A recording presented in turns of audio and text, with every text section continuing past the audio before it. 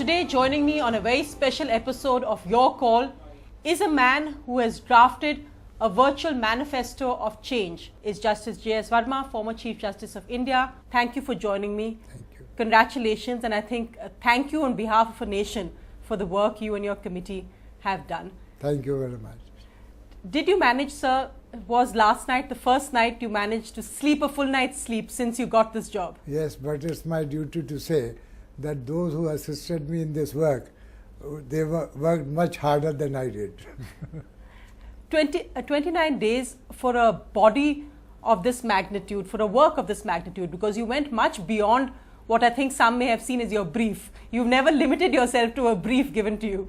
Everything which we thought was important for the dignity of women and to ensure the constitutional guarantee of right to equality, which it appears to most of us and certainly to me and my colleagues, which has been denied for long.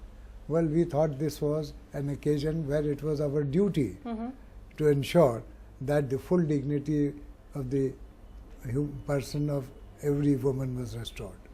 You squarely placed good governance and good policing at the heart of this. And I think by completing your task within 29 days, you set a moral deadline for the government and politicians to respond. The clock is ticking, but have you seen the kind of urgency you would expect? Well, from everyone else around the world, except those who are supposed to act on it. Yesterday, a friend of mine from Washington, he told me that the Washington Post on the front page has only this news. I'm also told that the senators in US, they have started talking about it. My elder daughter, who's a doctor, a consultant in England, she says that that's the top news there. A little while back, a gentleman from Reuters, he talked to me for half an hour, saying that then Australia, European countries, and so far as our own country is concerned, well, I haven't heard anything negative from the people who really matter. I say, the only thing is that those who are supposed to carry forward the torch, what are they doing? Well, I don't know what's their state. But you're going to be watching that carefully, and the law minister spoke to us yesterday, and some initial reactions he gave were interesting because, of course, you've talked about good governance and the quality of legislators. Just yesterday, there was a swearing in of a Congress MLA who's been suspended. He was accused of murder charges, murder of Dalit girl. He's in jail. He was allowed by a court to come from jail to be sworn in and then go back to jail. Well, my response to it is only this. If the politicians and others don't see the writing on the wall, to me the greatest hope and reassurance of my faith in the future generation is what I saw as a result of this horrendous incident which really triggered this entire response even of the government. And the spontaneous response of the youth and the peaceful protest with no one knowing who is the other person sitting by his side, all of them coming of their own, and to voice their protest in a peaceful manner and not reacting even when there was provocation.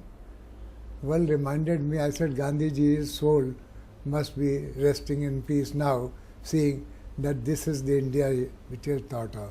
And that, according to me, is the hope. And that also should be taken as a warning by those who are not so minded, that if they don't rise to the occasion, I think the people of this country, particularly the youth, will not forgive them. So they better do it for their own sake. In fact, the irony is that while it may be easy to pass a law which will say that raise the punishment to life, etc., it's much more difficult, or at least politicians will find it much more difficult to pass a law against themselves, which will say, for instance, debar those who are even charged with heinous crimes like murder or rape from contesting. The law minister already said that personally he feels as a lawyer that at least a conviction from one court should be there before somebody can be debarred from fighting elections. Why do you disagree? You see, the usual argument is that political rivals will foster false case. Now, when it crosses the stage of the political rivals action only, well, court is a independent entity. So once court has taken cognizance of an offence, which means there is a prima facie case for the accused to answer. Now once that stage reaches, do we have dearth of desirable and much better people who can replace a person with dubious antecedents?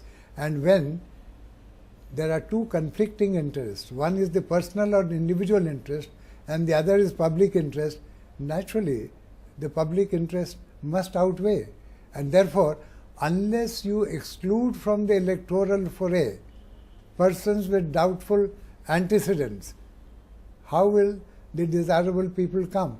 And this is how the electoral laws are also relevant in this context. India's #1 news app just got even better. Download NDTV's new app. Fully optimized for retina display.